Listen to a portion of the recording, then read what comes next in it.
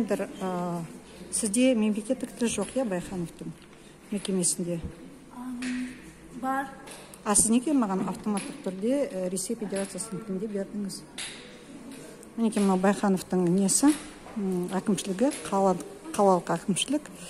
Мыналар маған кезінде қызмет көрсетпеген, жаңа мына видеода бар, мына бір әйел. Қазір де күліп кететін кіреп тұр, қазақша сөйлегенмен. Енді мінекей Байханов қазақ тілін сатқан. Мемлекетін сатқан, мемлекеттің бірінші рәмізі, өйткені қазақ тілі, ұлтын сатқан. Мінекей, тек қана Ресей Федерациясының тілінде. Деревослық қараңыздар. Мынау Байханов, қала әкімдігі. Осыдан талон алдым, әлеуметтік. Неге автоматтық түрде тек қана Ресей Федерациясының. Байхановтың бұйрығы бар ма, тек қана Ресей Федерациясының тілінде беріңіз деп деген. А сіздің құлдық санаңыз сонда, иә? Жоқ емес, 100% солай. Не Байханов, екі-ақ вариант бар. Не Байханов сізге бұйрық берді, не сіздің құлдық санаңыз.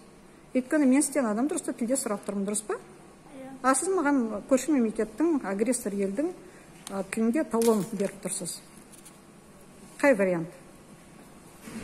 Неке, осындай масқара. Айтпайды әрине. Байхановтың бұйрығына, құлдық саналарыма, Байхановтың бұйрығы деймін. Енді маған беріңіз адам дұрыс тілде. Осы мемлекеттің.